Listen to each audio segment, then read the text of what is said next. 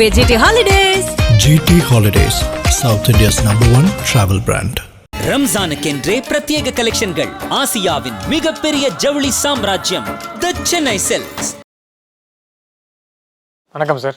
வணக்கம் சார். சிவகங்கை மாவட்டம் மானாமதுரையில் ஆகாஷ் என்பவர் காவல்துறை கஸ்டடி எடுக்கும்போது மருத்துவமனையில் அனுமதிக்கப்பட்டு மூச்சுத்திணறல் காரணமாக இறந்தார் அப்படின்ற செய்தி ஒரு வாரமாகவே இந்த பிரச்சனை போயிட்டுருக்கு. அதை தாண்டி நேற்று உயர்நீதிமன்றம் மதுரை கிளையில் அந்த ஆகாஷ் அந்த கால் உடைக்கப்பட்டு சிகிச்சையில் இருந்தபோது நீதித்துறை நடுவர் போய் அவர்கிட்ட வாக்குமூலம் நேற்று வெளியாகி அது ஒரு பரபரப்பை கிளப்பியிருக்கு. காவல்துறை தான் என் காலை உடைச்சாங்க, ஆனால் இது நீங்கள் நீதிமன்றத்தில் சொல்லக்கூடாதுன்னா சில கட்டுப்பாடுகள் விதிச்சாங்கன்னு சொல்லியிருக்காரு. என்ன நடந்துச்சு சார் இந்த சம்பவத்தை பொறுத்த வரைக்கும்? இன்றுடன் 6 நாட்கள் ஆகுது இந்த சம்பவம் நடந்து. 6ஆம் தேதியிலேருந்தே பரபரப்பாக பேசப்படுது. இதோட மூலக்கூர் எங்கே ஆரம்பிச்சிச்சுன்றதை இன்ன வரைக்கும் காவல்துறை மர்மமாகவே வச்சுருக்கு. எதனால் ஆரம்பிச்சிச்சுன்றதையும் மர்மமாக வச்சுருக்கு. சிவகங்கை மாவட்டம் மானாமதுரை அப்படின்னா, சிவகங்கை மாவட்டத்தில் 4 சட்டமன்ற தொகுதிகள் இருக்குது. திருப்பத்தூர், காரைக்குடி, இந்த பக்கம் மானாமதுரை, சிவகங்கை. இதில் அதிகமான க்ரைம் ரேட்டிங் நடக்கிறது சிவகங்கை டிஸ்ட்ரிக்டில். திருப்பத்தூரில் பெரும்பாலும் நடக்காது. காரைக்குடியிலையும் அங்கொன்றும் எப்போது ஒரு சம்பவம் நடக்கும். சிவகங்கை டவுனில் நடந்ததுன்னா அதோட பிரதிபலிப்பு மானாமதுரையிலேருந்து தான் வரும். ஏன்டா இந்த மானாமதுரை மட்டும்தான் க்ரைம் ரேட்டிங் அதிகமாக உள்ள பகுதியாகவே இருக்குது. என்ன காரணம் சார்? ஏன்னு கேட்டால் அங்கே தான் நீங்கள் ஏற்கனவே பார்த்தீங்கன்னா அந்த சிவகங்கை, அது திருப்புவனம் இல்லை, நம்மளே பேசியிருக்கோம் இதுக்கு முன்னாடி திருப்புவனம் சம்பவம். அதுக்கு முன்னாடி பார்த்தீங்கன்னா அந்த கச்சனத்தம், இந்த மாதிரி இது எல்லாமே பார்த்தீங்கன்னா இதுக்கு பின்னாடி நம்ம வெளிப்படையாக உடச்சி பேசணுன்னா, இந்த மானாமதுரை இங்கே கஞ்சா புழக்கங்கள் அதிகமாக இருக்கும். இதை நான் சொல்லணும்னு அவசியமே இல்லை. நீங்கள் என்சிஆர்பியில் நேஷ்னல் கிரைம் ரெக்கார்ட் பியூரோ இல்லை ஸ்டேட் கிரைம் ரெக்கார்ட் பியூரோ இல்லை ஏதோ ஒன்றத்தில் நீங்கள் காவல் நிலையங்கள்லேயே நீங்கள் பார்த்தீங்கன்னா, சிவகங்கை மாவட்டத்தில் இருக்க அந்த மானாமதுரையை சுற்றி இருக்க காவல் நிலையங்களில் தான் கஞ்சா வழக்குகள் அதிகமாக பதிவு செய்யப்படும். காரைக்குடியில் அதிகமாக பதிவு செய்யப்படாது, திருப்பத்தூரில் அதிகமாக ஏதாவது ஒன்று பதிவு செய்யப்படுமே தவிர அதிகமான கஞ்சா வழக்குகள் மானாமதுரையில். அப்போ கிரைம் ரேட்டிங் அங்கே இருக்குன்னு தானே அர்த்தம். இப்போது இந்த சம்பவம் நேர அந்த சம்பவத்துக்குள்ளே போயிடலாம். அதாவது மானாமதுரை மானாமதுரையில் கிருஷ்ணராஜபுரம் அப்படின்ற ஒரு பகுதி இருக்குது மானாமதுரையில். அந்த கிருஷ்ணராஜபுரம் சியோன் நகர் அப்படின்வாங்க. சியோன் நகர், கிருஷ்ணராஜபுரம் காலனியில் சியோன் நகர். அங்கே வசிக்கிறவங்க தான் ராஜேஷ் கண்ணன் என்ற கண்ணன். அவங்க அவங்க மனைவி பேர் ஆனந்தி. அவங்களுக்கு ஒரு மகன், ஒரு மகள். இந்த மகன் தான் ஆகாஷ் டெலிசன். இவருக்கு ஒரு சகோதரி ஒருத்தங்க இருக்காங்க, இளைய சகோதரி ஒருத்தங்க இருக்காங்க. அவங்களும் பள்ளி முடிச்சுட்டு கல்லூரிக்கு போகிறாங்க. இவர் பிஎஸ்சி கெமிஸ்ட்ரி படிச்சிருக்காரு, ஆகாஷ் டெலிசன்.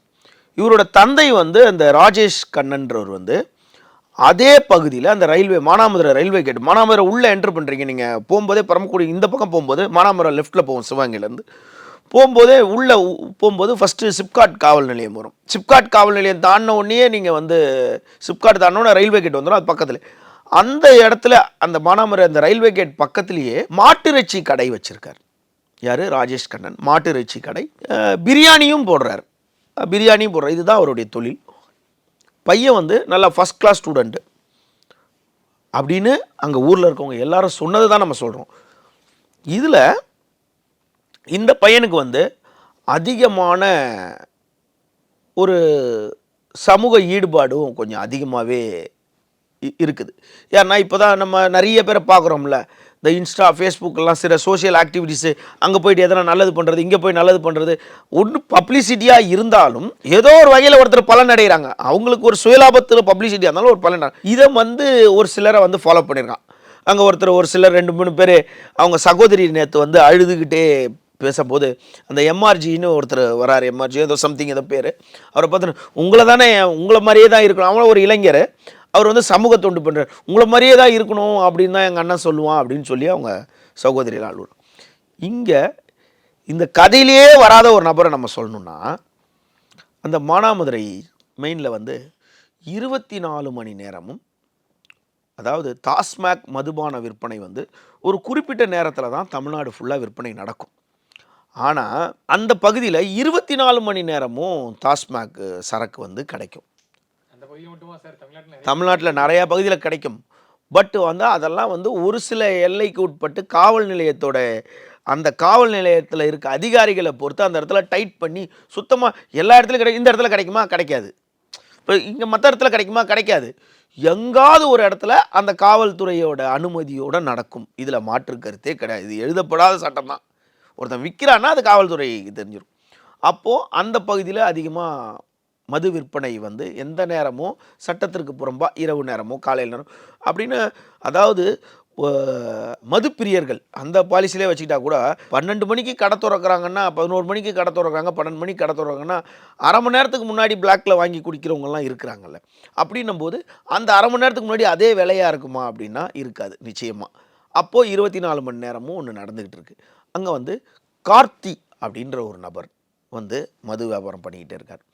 இந்த கார்த்தின்ற நபரை வந்து தொடர்ந்து வந்து அங்கே இருக்க பசங்கள்லாம் வந்து வம்பிழுத்துக்கிட்டே இருக்காங்க. அதில் மெயின் பிரதானமாக வந்து இந்த ஆகாஷ் ஏன் வந்து நீ சட்டவிரோதமாக மது வைக்கிற அப்படின்னு சொல்லிட்டு அவர் வந்து பண்ணுறார்.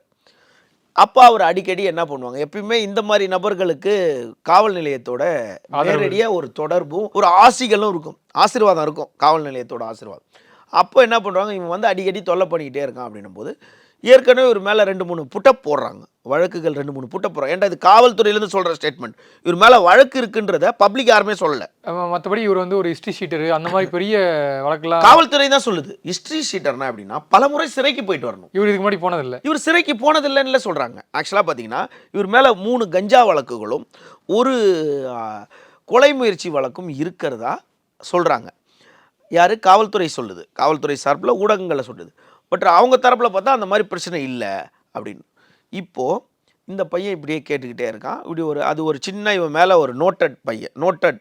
இப்போ என்ன பண்ணுவான், இவன் ஒரு வீடியோ எடுத்து போடுவான். கரெக்டாக பப்ளிசிட்டிக்கு இல்லை வேறு யாருக்குன்னா கொடுப்பான், இல்லை மேலே அதிகாரிக்கு ஏதோ இன்ஸ்டாகிராமில் போடுவான். இதுதானே இப்போ நடந்துகிட்ருக்கு.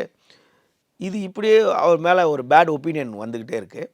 இதுக்கு நடுவில் இவனை வந்து என்ன பண்ணுறாங்க, இவனுக்கு எந்த ஹேபிட்டுமே இல்லாமல் இருக்குது, எந்த ஹேபிட்டுமே இல்லாமல் இவனை கோயம்புத்தூருக்கு அனுப்புகிறாங்க. படிக்கிறதுக்காகவோ இல்லை அப்படியே வேலை செய்கிறதுக்காகவோ கோயம்புத்தூருக்கு அனுப்புகிறாங்க. இது அவர் பெற்றோர்கள் ஏற்றுக்கொண்டு தான் ஆகணும். கோயம்புத்தூர் போயிட்டு வரும்போதே இவனுக்கு லைட்டாக குடிப்பழக்கம் வந்துடுது. இவனுக்கு மட்டும் இல்லை, சிவகங்கை மாவட்டத்தில் பெரும்பாலான 90% பேர் வந்து கோயம்புத்தூருக்கு படிக்கிறதுக்கு அனுப்புவாங்க, வேலைக்கு அனுப்புவாங்க. அங்கேருந்து மொத்தமாக வந்து கெட்ட பழக்கத்தோடு தான் வருவாங்க. அதில் மாற்றுக்கிறதே கிடையாது. இதை பற்றி நம்ம கோயம்புத்தூரோட தமிழ்நாட்டோட ஹப்புனே நம்ம பல முறை சொல்லியிருக்கோம். அப்போது மது பழக்கம் இவனுக்கு வந்துருச்சு, ஆனால் யாருக்கிட்டையும் இது பண்ண மாட்டான். இப்படின்னு இருக்கும்போது இந்த 6ஆம் தேதி சம்பவத்துக்கு முன்னாடி 4ஆம் தேதி நடந்துச்சா 5ஆம் தேதி நடந்துச்சான்றது இன்ன வரைக்கும் காவல்துறை சொல்லலை. நம்மளும் குத்தி மதிப்பாக வந்து 6ஆம் தேதி நம்ம சொல்லிட்டு போக முடியாது, அதுக்குண்டான ரெக்கார்ட்ஸ் கிடையாது. ஜெயக்குமார், அழகர் இவர்கள் வந்து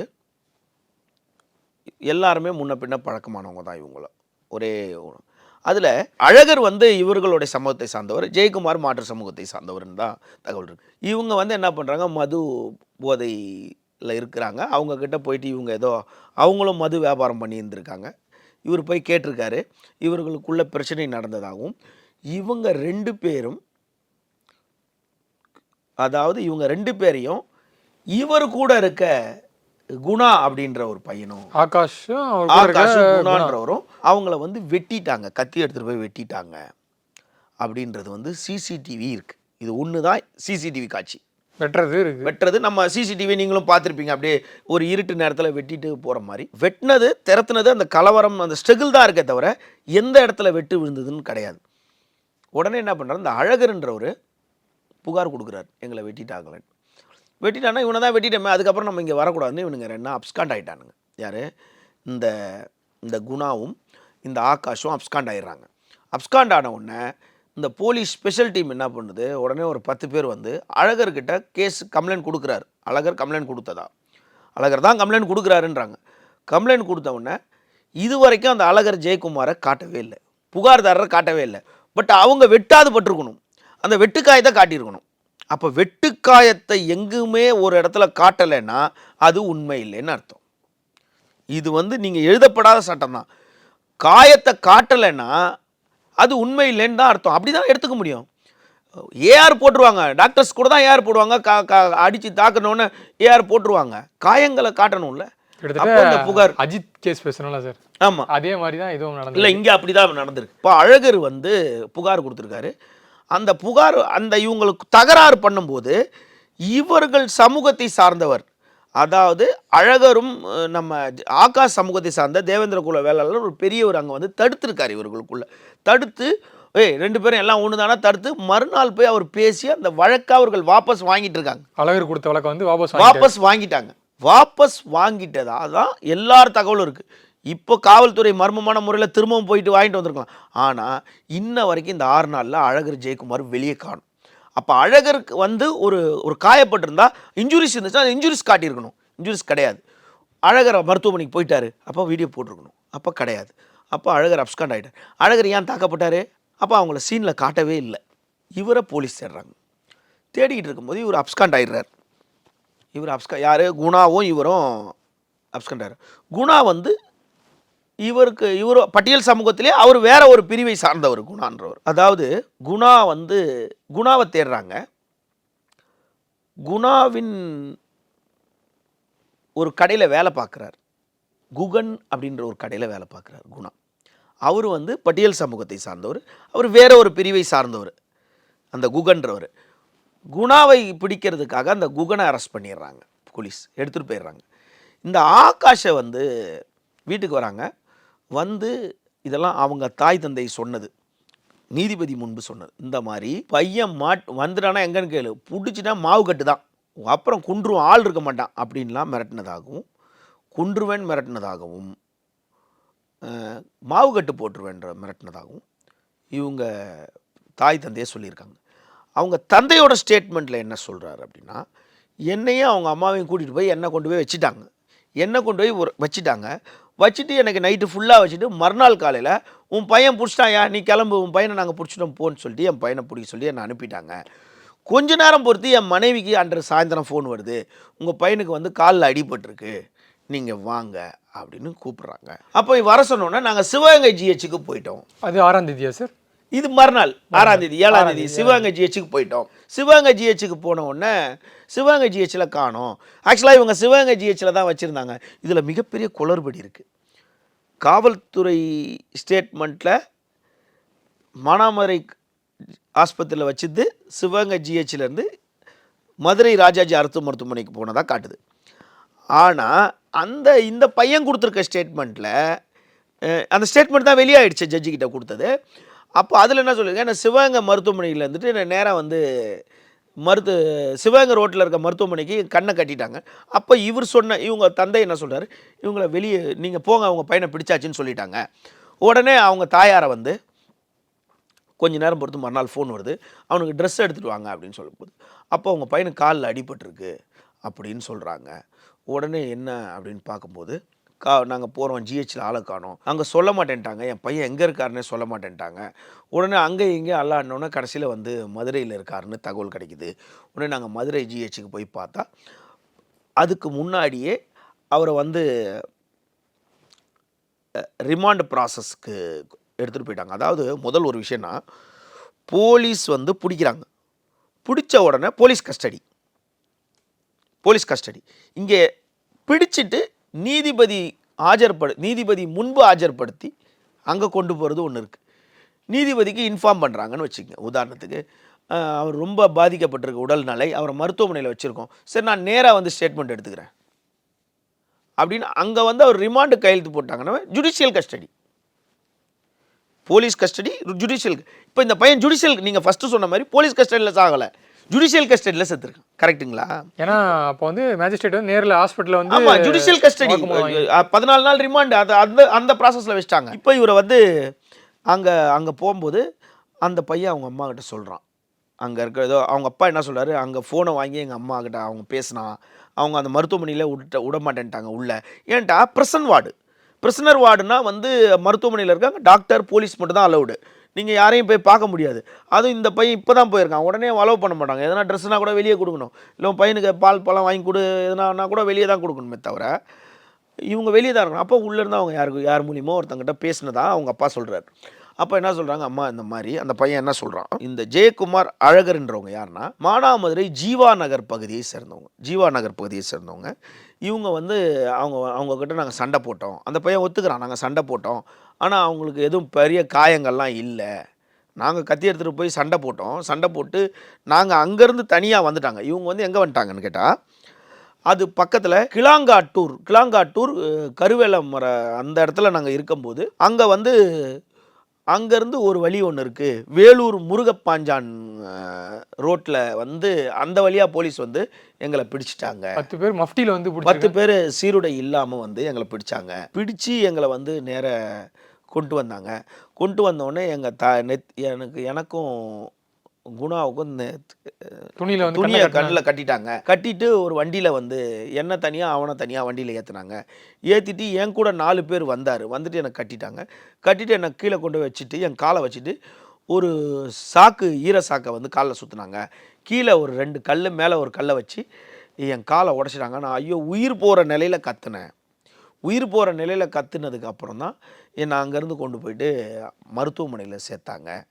அப்போ என்னை சொல்லும் போதே அந்த ஆய்வாளர் வந்து என் ஜாதியை சொல்லி, ஏண்டா உனக்கு இப்படிலாம் இருக்காடா, உனக்கு அவ்வளோ தொழுப்பாயிடுச்சாடா, நீ என்ன ஜாதிக்காரன்னு ஜாதியை சொல்லி திட்டதா.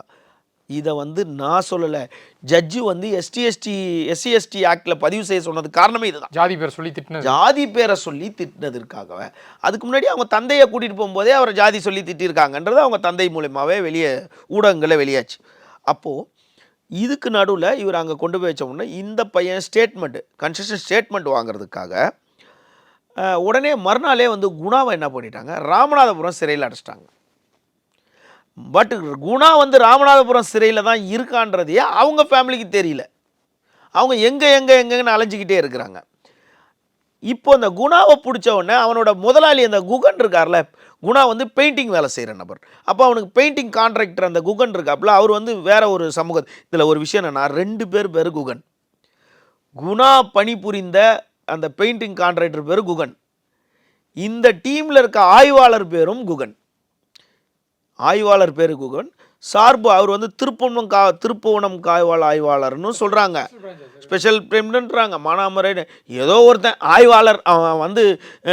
அவன் என்ன டீமு, இல்லை திருப்புவனத்துலேருந்து ஓடி அங்கே போயிருக்கான், இல்லை மானாமரிலேருந்து இங்கே வந்திருக்கான், திருப்பாச்சேத்தியில் இருக்கான், இது நம்மளுக்கு தெரியாது. ஏன்னா இதுலேருந்து மஃப்டியில் வந்து ஃபஸ்ட்டு 10 பேர் அரெஸ்ட் பண்ணியிருக்காங்க. அதுக்கப்புறம் நீங்கள் கண்ணை கட்டி காரில் மாற்றி ஏறும் போது அங்கே டேக் ஓவர் பண்ண வந்து யூனிஃபார்மில் வந்தாங்க.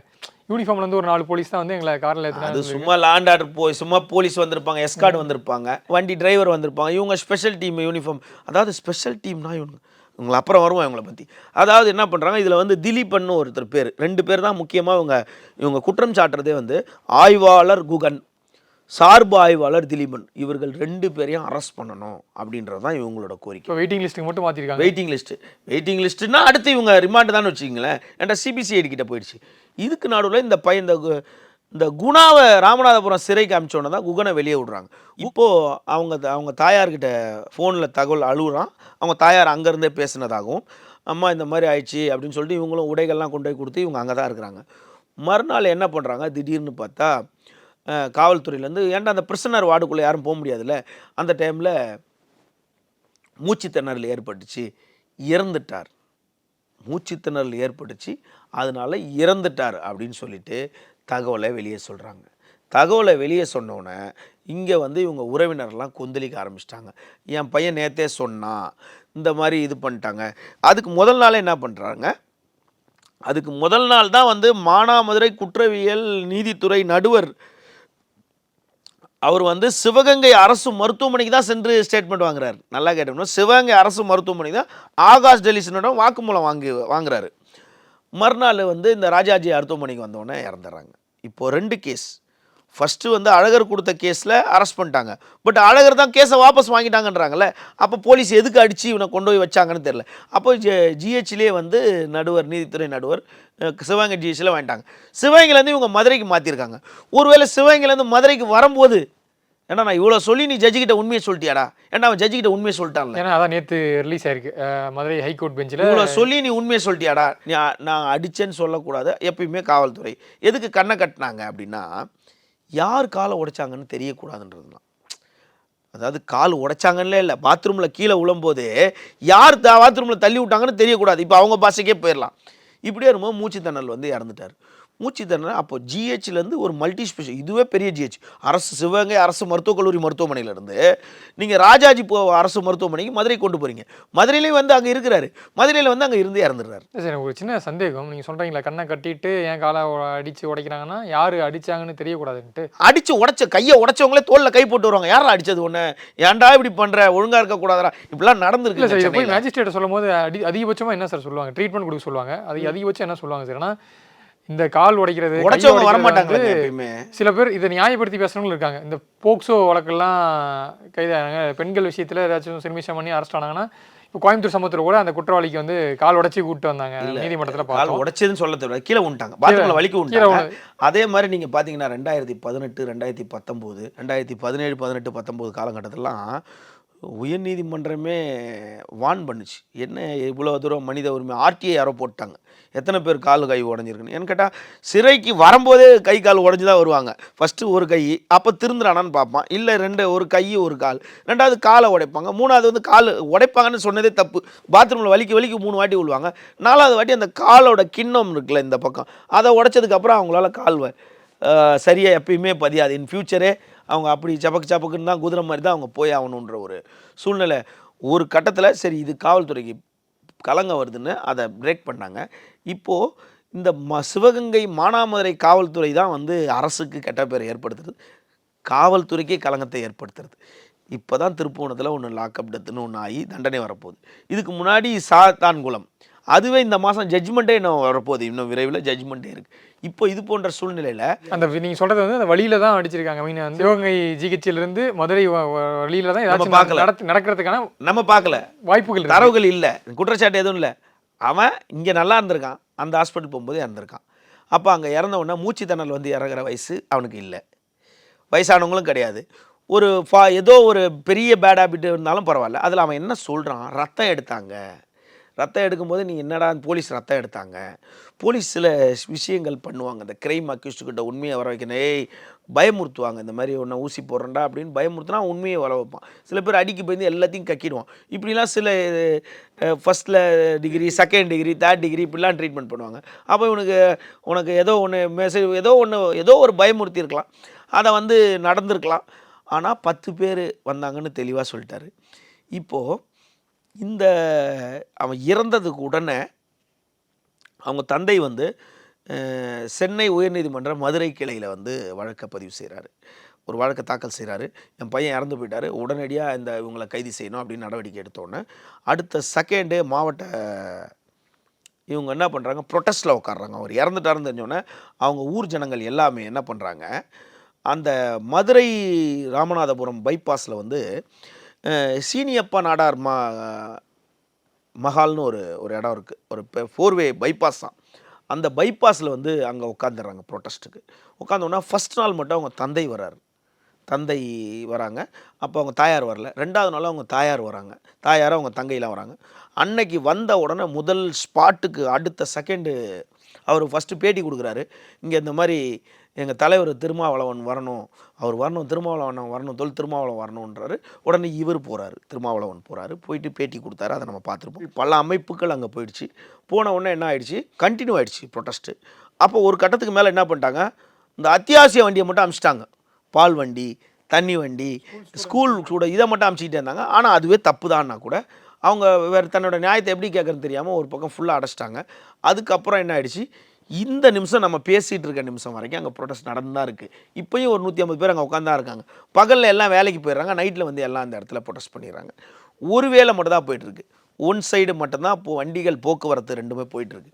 இப்போது அதுக்கு நடுவில் இந்த வழக்கு வந்து சிபிசிஐடியில் வந்து இந்த வழக்கை SC/ST வழக்காக மாற்றணும் அப்படின்னு சிபிசிஐடியில் வந்து ST/ST வழக்காக மாற்றணும் அப்படின்னு சொல்லிட்டு நீதிபதிகள் உத்தரவுக்கு பிறகு இன்றும் அந்த வழக்கு விசாரணைக்கு வருது.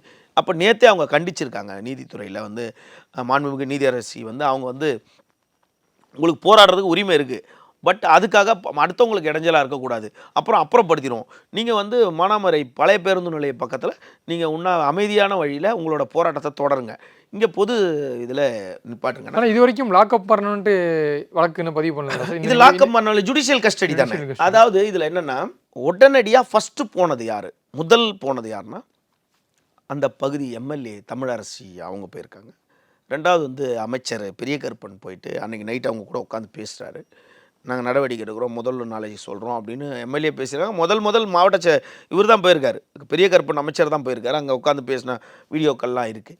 அவர் பேசிட்டு அன்னைக்கு காலையில் அதிகாலை 3 மணிக்கெலாம் அவர் வந்துடுறாரு. பெரிய கருப்பன் வந்து அதிகாலை 3 மணிக்கெலாம் அங்கே வந்து அவங்கக்கிட்ட பேசி பார்க்குறாரு. 2வது நாள் அவங்க தாயார் அவங்க சகோதரி வந்தாங்க. அதுக்கு பிறகு அவங்க குடும்பத்துலேருந்து யாருமே வரல.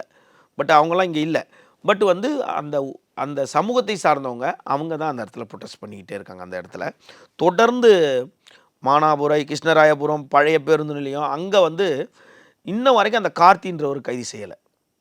அந்த கார்த்தின்றவரோட அவர் கொடுக்குற மாத மாமூல் வந்து இந்த ஆகாஷ் குழுவினரால் தடைபடுது. அதாவது இங்கே காவல்துறை வந்து அவரை HS சரித்திர பதிவேட்டு குற்றவாளின்னு, சரித்திர பதிவேட்டு குற்றவாளி எப்படி HS எப்படி BSc கெமிஸ்ட்ரியில் ஃபஸ்ட் கிளாஸில் பண்ணியிருப்பான் ஒன்று. அப்போ சரித்திர பதிவேட்டு குற்றவாளி BSc கெமிஸ்ட்ரி படிக்கக்கூடாதுன்ற சட்டம் கிடையாது. இவனுக்கு எப்படி காலேஜில் சர்டிஃபிகேட் கிடச்சிச்சு? இதுக்கெல்லாம் போலீஸ் கிளியரிஃபிகேஷன் ஒன்று இருக்குல்ல, சர்டிஃபிகேட் வாங்குறதுக்கு. அப்போது மது அருந்துறான் இந்த மாதிரி தட்டி கேட்டான்றனால போலீஸும் பொய் வழக்கும் பிரிக்க முடியாது, நம்ம ஏற்கனவே சொல்லியிருக்கோம். இதில் இந்த காவல்துறை இந்த அழகரை ஏன் காட்டலை? வெட்டுப்பட்ட அழகரை காட்டியிருக்கணும். புகார் கொடுத்த ஒரே சமூகத்தை அதுக்கு நடுவில் இவர் தகராறில் தான் ஒருத்தர் இவங்களுக்குள்ள காப்பாற்றி விட்டுருக்காரு. இப்போதும் அங்கே ஒரு 150 பேர் இருந்து கொண்டு தான் இருக்கிறாங்க. உடற்கூறு ஆய்வு நேற்றே முடிஞ்சிச்சு. அது நீங்கள் சொன்னது நேற்று. உடற்கூறு ஆய்வு வீடியோ காட்சி மூலம் உடற்கூறு ஆய்வு நடைபெற்று உடல் வந்து மதுரை ராஜாஜி மருத்துவமனையில் இருக்குது. இன்றைக்கி தீர்ப்பு வந்ததுக்கப்புறம் நாங்கள் இங்கேருந்து கலைஞ்சி போய் பாடியை வாங்கிக்கிறோம் தான் இவங்களோட ரூல்ஸ். இவங்க என்ன கேட்குறாங்க, அந்த 10 பேரையும் அரெஸ்ட் பண்ணுங்கள், மெயினாக வந்து அந்த திலீபன் சார்பு ஆய்வாளரையும் அந்த குகனையும் வந்து நடவடிக்கை எடுங்கன்னு சொல்கிறாங்க. இதுக்கு நடுவில் மாவட்ட வருவாய் அலுவலரும் மானாமரை நகராட்சி ஆணையர் இவங்க இருவருமே வந்து காவல் நிலையத்தில் போயிட்டு அந்த CCTV காட்சிகளை வந்து கைப்பற்றியிருக்காங்க. காவல் நிலையத்தில் இருக்க CCTV அங்கே என்ன நடந்துச்சு, காவல் நிலையத்துக்கு கூட்டிகிட்டு வந்தாங்களா, இதெல்லாம் வந்து காவல் நிலையத்தில் எங்கே வச்சு இதெல்லாம் பண்ணாங்கன்ற இது ஒரு பக்கம் ட்ராக் போயிட்டுருக்கு. இப்போ நம்ம பேசிகிட்டு இருக்கும்போது பார்த்திங்கன்னா ஒரு 4 வேனில் அதிரடி படிகளை கொண்டு வந்து அந்த போராட்டம் நடக்கிற இடத்துல குமிச்சிருக்காங்க. அவங்க இவங்கள டிஸ்டர்ப் பண்ணல, இவங்க அவங்கள டிஸ்டர்ப் பண்ணல. இவங்க எல்லாரும் இந்த ஜட்ஜ்மெண்ட் இன்றைக்கி வருது இல்லை, இந்த ஜட்ஜ்மெண்ட்டுக்காக வெயிட் பண்ணுறாங்க. இந்த ஜட்ஜ்மெண்ட் வந்துருச்சுன்னு தெரிஞ்சோன்னா இவங்களே கலைஞ்சு போகிறாங்களா இல்லை வந்து இவங்களை அப்புறப்படுத்த போகிறாங்களான்றது அதுக்கு அடுத்தது. இது இந்த இடத்துல ஒரு கேள்வி கேட்குறேன் சார். இப்போ என்னன்னா திருபுவனம் அஜித் வழக்கிலையும் சரி, இப்போ இந்த சம்பவத்திலையும் சரி, இந்த ஸ்பெஷல் பிரான்ச்சுன்னு ஒரு டீம் இருக்காங்களா சார்? ஸோ அவங்க ஒரு டீம் போய் ஒருத்தர் வந்து இது மாதிரி கஸ்டடி எடுக்கிறாங்கன்னா எடுத்தோடனே இப்போ வந்து ஆல்ரெடி சொன்ன மாதிரி தான், இப்போ போக்சோ குற்றவாளிகள்னால் அது ஒரு மாதிரி ஹேண்டில் பண்ணுவாங்க. அதே போல் இந்த மாதிரி ஒரு ஹிஸ்ட்ரி ஷீட்டரை வந்து பண்ணுறாங்க, தொடர்ச்சியாக வந்து தொல்லை கொடுத்துட்டே இருக்காரு, ஏதோ ஒரு வந்து கிரைமில் ஈடுபட்டுட்டே இருக்காங்கன்னா அவங்கள அரெஸ்ட் பண்ணும்போது ஒரு மெத்தடை ஃபாலோ பண்ணுவாங்க. ஆனால் இந்த மாதிரி ஒரு திடீர்னு ஒரு அழகு இப்போ அஜித் ஆகட்டும், அதே போல் இப்போது ஆகாஷ் ஆகட்டும் கைது பண்ணோடனே இந்த நீ சொல்கிற மாதிரி இது அவங்க டைமில் சொல்ல போகிறாங்க வலிக்கு விழுறதோ இல்லை வந்து மாவு கட்டு போடுறது, இந்த ட்ரீட்மெண்ட் இருக்குல்ல சார், இதை வந்து ஒரு கடுமையாக ஃபாலோ பண்ணும்போது அதை அடுத்து அடிக்கும் போதே தெரியும் அவன் எப்படி அவனுடைய உடல்நிலை எந்த அடித்தா தாங்குவானா, இல்லை அவனுக்கு என்ன மாதிரியான சிக்கி ஏற்படும், இல்லை இப்போ இந்த மாதிரியான சம்பவங்கள் இருக்குது. அதை தொடர்ச்சியாக பண்ணும்போது இந்த மாதிரி இறந்துட்டானா அது மறுபடியும் அது பெரிய ஒரு விஷயமாகனு தெரிஞ்சே இதை வந்து பண்ணுறாங்களா காவல்துறை, இல்லை வந்து என்ன ஒரு இது எந்த விதத்தில் இது பண்ணுறாங்க? வெளிப்படையாக பேசணுன்னா இந்த 10 ஆய்வாளருமே இந்த பசங்களோட சமூகம் கிடையாது. நீங்கள் அதை புரிஞ்சுக்கணும். ஜாதி இம்பார்ட்டன்ட் ரோல் ப்ளே பண்ணுது இதில். அங்கெல்லாம் ஜாதி இம்பார்ட்டன்ட் ரோல் தான். அங்கே 3 சமூகம் தான் சுற்றி அதுதான் இருக்கும். ஏன்னா ஒரு சின்ன சந்தேகம் சார், இப்போ நான் ஒரு ஆதிக்க சேர்ந்த ஒரு ஆதிக்க சாதின்னு சொல்லக்கூடாது, இங்கே யாரும் ஆதிக்கம்லாம் கிடையாது. அவங்க சொல்கிற மாதிரி அவங்க பாஷையில் அந்த ஜாதியை சேர்ந்தவனா நான் இப்போ ஹிஸ்ட்ரி சீட்டாக இருக்கேன், எனக்கு கஸ்டடி இருக்காங்கன்னா என்ன 3rd டிகிரி ட்ரீட்மெண்ட்லாம் பண்ண மாட்டாங்களா? நீங்கள் தான் உங்கள் ஆளுங்களோட வந்துடுவீங்களே பேசுகிறதுக்கு, பேச்சுவார்த்தைக்கு வந்துடுவீங்களே. இப்போது இந்த 10 பேர் இந்த சமூகம் கிடையாது. இந்த ஒரு பழமொழி இருக்குது தெரியுமா, சாமி வரம் கொடுத்தாலும் பூசாரி வரம் கொடுக்கானு. இவங்களுக்கெல்லாம் மேலே இருக்க DSP நல்லவனாக இருப்பான், SP ரொம்ப சாஃப்ட்காரன். எந்த இடத்துல SP அடித்ததை பார்த்துருக்கீங்களா? இல்லை டிஎஸ்பிஐ வந்து டைரக்டாக அடித்ததை பார்த்துருக்கீங்களா? சென்னையில் ஏசி வந்து அடித்ததை பார்த்துருக்கீங்களா? அவங்களாம் அந்த டேபிளோடு இருப்பாங்க. நீங்கள் அந்த லெவலில் தான் இருப்பாங்க. அவங்க வந்து மிரட்டுறத ஒழுங்காக இருங்க மேன் அப்படின்றதோட தான் இருக்குமே தவிர, எத்தனை கான்ஸ்டபிள் ஏன் டிஜிபி ஆர்டர் இருக்குல்ல, யூனிஃபார்மில் இன்ஸ்டா போடக்கூடாதுன்னு போட்டிருக்கான்ல, நான் முறுக்கிக்கிட்டு தன்னோட சமூகத்தை போட்டு இன்ஸ்டாவில் போடுறவங்கலாம் எவ்வளோ பேர் இருக்கான் தெரியுமா? கான்ஸ்டபிள்ஸு எவ்வளோ பேர் இருக்காங்க. ஒரு இங்கிலீஷில் ஒரு கம்ப்ளைண்ட் கொடுத்தா படிக்க தெரியாது. ஏன்னா இவங்களோட வேலை என்னன்னா முழுசாக காவல்துறையோட பலனை அனுபவிக்கணும், முழுசாக அனுபவிக்கணும். எப்படின்னா டீ கடையில் கூட யூனிஃபார்மில் போய் டீ குடிச்சா காசு தரது வேண்டாம், பஸ்ஸில் கூட நம்ம நடுவில் பார்த்தாலும் பஸ்ஸில் நான் டிக்கெட் எடுக்க மாட்டேன் அப்படின்னு சொல்லி ஒரு சர்ச்சை இப்போ தான் வந்துச்சு கொஞ்ச நாள் முன்னாடி. இவங்க என்னென்னா ஒரு ஆய்வாளரேன்னு ஒரு உதாரணத்துக்கு போகிறோம், நிறைய சென்னையில் நடக்குது. ஒரு பட்டியலினத்தை சார்ந்த ஒரு ஆய்வாளர் இருக்காருன்னு வச்சுங்களேன். அவரோட வாகன ஓட்டுநர் வந்து நீங்கள் சொல்கிற மாதிரி அவனுங்க பாஷையிலேயே ஆதிக்க சாதியினராக இருந்தான்னா அவர் வண்டியில் உட்காந்து ஏம்பா அவரை கூப்பிடுப்பான்னும் போது தான் அவன் பெல்ட்டு மாட்டிகிட்டு இருப்பான். அப்படியே கேஷுவலாக வந்து வண்டி எடுப்பான். அதில் அவனுக்கு ஒரு கெத்து. இவன் என்னத்துக்கு வரான்னா இந்த காவல்துறையில் இருக்க அனைத்து சலுகையும் அனுபவிப்பான். குவார்டர்ஸ் அனுபவிப்பான், லோன் அனுபவிப்பான், கேண்டீன் அனுபவிப்பான், மாமங்காரன் மச்சாக்காரனுக்கு அனுபவிப்பான், பென்ஷன் அனுபவிப்பான், இஎஸ்ஐ அனுபவிப்பான், பிஎஃப் அனைத்து சலுகையும் அனுபவிச்சிருவான். ரோட்டில் பொறுக்கியும் தின்றுவான். ஏன்னா இருக்குது. இவனோட வேலை என்னென்னா இந்த சமூகத்தை சார்ந்தவங்க வேற அதாவது 10 பணம் வாங்காதவங்க கூட ஒரு பணம் வாங்குறவன் இருக்க முடியாது காவல் நிலையத்தில். 10 பணம் வாங்காதவன் ஒரு பணம் வாங்குறவன் அங்கே இருக்க முடியாது. அப்போ இவனுங்க என்ன பண்ணுவானுங்கன்னா இவனுங்க ஃபுல்லாக ஒரு நெட்வொர்க் வச்சுருப்பானுங்க. காவல்துறைனாவே மொட்டை பெடிஷனா காவல்துறை. உங்களை பிடிக்கவே இல்லையா, உங்கள் பேர்லேயே அந்த காவல் நிலையத்தில் மொட்டை பெடிஷன் போட்டுக்கிட்டே இருப்பானுங்க. உங்கள் மேலே ஒரு தப்பான ஒப்பீனியன் கொண்டு வந்துக்கிட்டே இருப்பானுங்க. என்னைக்காவது உங்கள் மேலே ஒரு வழக்கு போட்டோன்னா சார் இவன் தான் சார் மொட்டை பெடிஷன், ஏன்டா இவனுங்க தான் அந்த வேலை பண்ணுவானுங்க. நீங்கள் எனக்கு தெரிஞ்சு காவலர்களை பற்றி ஒரு சோர்ஸ் கேட்கணுன்னா நீங்கள் வெளியே போயிட்டு உங்கள்கிட்ட காவலரை பற்றி கேட்டால் தெரியுமா, என்கிட்ட காவலரை பற்றி தெரியுமா, என்கிட்ட பத்திரிகையாளரை பற்றி தான் தெரியும். ஓகேங்களா? அப்போ காவலரை பற்றி தெரியணும்னா அவன் கூடயே வேலை பார்க்குற ஒரு காவலர் இருக்கார்ல, அவரை கூப்பிட்டு சார் இவன் எப்படி சார்னு கேளுங்களேன். நான் கேட்குறது இந்த 3rd டிகிரி பனிஷ்மெண்ட் பற்றி, அதில் ஜாதி இம்பார்ட்டன்ட் ரோல் ப்ளே பண்ணுது. அதில் இங்கே அப்படி கிடையாது. இப்போ என்ன சொல்லியிருக்காரு டிஜிபி, யாரையுமே கஸ்டடி எடுத்தோடனே ரிமாண்ட் பண்ணிடணும். அதாவது இது வந்து அடித்து கொன்னதாக இருந்துச்சுன்னா அதுக்கு நம்ம வந்து உடன்படவே இல்லை. அது உண்மையாக இருந்துச்சுன்னா நம்ம வந்து அதுக்கு எதிரான ஆள். அது உண்மையாக இருந்தால் இப்போது இருக்க தகவலை மட்டும் ஒரு சில காவலர்கள் இருக்காங்க அப்படின்றத நம்ம சொல்கிறோம். இந்த 10 பேர் தான் இந்த ஆகாஷை கொன்னாங்கன்ற விஷயத்துக்கு நம்ம வரவே இல்லை. இப்போ சிபிசிஐடி விசாரணை போயிட்டு தெரியும். அதனால் சிபிசிஐடி பல இடத்துலேருந்து நோட்ஸ் எடுக்கும், எங்கே போனாங்க, எந்த இடத்துல வந்தாங்க, ஏறினாங்க. ஏன்டா ஒருத்தன் தான் செத்து போயிட்டான், ஆகாஷ் தான் செத்து போயிட்டான். இப்போ ஆகாஷ் கூட சேர்ந்து இன்னும் ஒரு 3 பேரை ரிமாண்ட் பண்ணியிருக்காங்க. அவங்கள எங்கே வச்சுருக்காங்கன்னு தெரியல. 3 பேரை இந்த குகனை பிடிச்சிருக்காங்க, அவங்க அப்பாவை பிடிச்சிட்டு போயிருக்காங்க. இப்போது இதெல்லாம் ஒன்றுமே இல்லாமல் SC/ST ஆக்டில் பதிவு செய்ய மாட்டாங்க, கண்டிப்பாக பதிவு செய்திருக்காங்க. பட் இவங்களை இப்போ காத்திருப்போரில் வச்சுருக்காங்க. காத்திருப்போர் அப்படின்னா காத்திருப்போருக்கு அப்புறம் சஸ்பெண்டு ரிமாண்டா, அரெஸ்ட்டு ரிமாண்டா, இல்லை டைரெக்டாக சஸ்பெண்டு அரெஸ்ட்டு ரிமாண்டா அப்படின்றது காவல்துறை. அது ஒரு பெரிய செக்டர். மேலதிகாரிகள்கிட்ட இந்த நேரம் வந்து அங்கே இருந்த விஷயம் வந்து முதல்வருக்கு கவனத்துக்கு கொண்டு போயிருக்கும். ஏன்டா அமைச்சர் அன்றைக்கே வந்துட்டார், உளவுத்துறை அந்த இடத்துக்கு கொண்டு போயிருக்கோம். இதுக்கெல்லாம் வந்து நம்ம எஸ்பியை குறை சொல்லிக்கிட்டு இருக்க முடியாது, இதுக்கெல்லாம் ஐஜியை குறை சொல்லுவோம், இதுக்கெல்லாம் சிஎம் தான் காரணம்னு சொல்லிட்டு இருக்க முடியாது. இந்த மாதிரி ஒரு சிலர் பண்ணுற தப்பில் அந்த அரசையே உலுக்கிடுதில்ல, அரசையே உழுக்குது.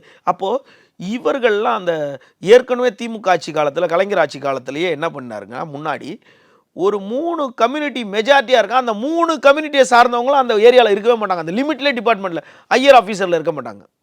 இப்போ நான் உதாரணமாக சொன்னேனுங்க, ஒரு பட்டியலினத்தை சார்ந்த ஆய்வாளர் இருந்தார்னா அவருக்கு ஓட்டுநராக சாழ்த்தப்பட்ட ஒரு உயர் சாதிய சமூகத்தை சார்ந்தவர்னா அவரை ரெஸ்பான்ஸ் பண்ண மாட்டான். அந்த ஸ்டேஷனே அவர் கண்ட்ரோல். நீங்கள் எங்கே போனாலும் அந்த ஸ்டேஷனுக்கு அவர் தான் ராஜா. ஆனால் அவன் மட்டும் அவுட் ஆஃப் கண்ட்ரோலாக இருப்பான். ஏன்னா அவன் மதிக்க மாட்டான், என்ன தான் சொன்னாலும் அவன் அந்த திமிரிலே இருப்பான். அதனால் காவல்துறை வந்து கண்ணியமாக பணிபுரிகிறவங்க எவ்வளோ பேர் இருக்காங்க. ஒரு சிலர் இந்த மாதிரி காவல்துறையோட பேரையும் அரசோட பேரும் இந்த மாதிரி. இப்போ இதுக்கு மருந்து என்ன? இந்த 10 பேரையும் வைக்கிறது மட்டும்தான் மருந்து. இந்த 10 பேரையும் உள்ளே வைக்கிறது மட்டும்தான் இப்போ உடனடி மருந்து எலெக்ஷன் நேரத்தில். அதனால் நிச்சயமாக 10 பேருக்கு இந்த 10 பேராக இருந்தாங்க அவர்கள் வந்து தண்டிக்கப்படுவார்கள். கண்டிப்பாக சார், பொறுத்திருந்து பார்க்கலாம் இந்த வழக்கை பொறுத்த வரைக்கும் அடுத்தடுத்த நகர்கள் என்னன்ட்டு. நேரம் ஒதுக்கி இந்த வழக்கு குறித்து நிறைய தகவலை பகிர்ந்துட்டீங்க. நேரத்திற்கு நன்றி சார். நன்றி. VGT Holidays. GT Holidays, South India's #1 travel brand. ரம்ஜானுக்கென்றே பிரத்யேக கலெக்ஷன்கள். ஆசியாவின் மிகப்பெரிய ஜவுளி சாம்ராஜ்யம் தி சென்னை சில்க்ஸ்.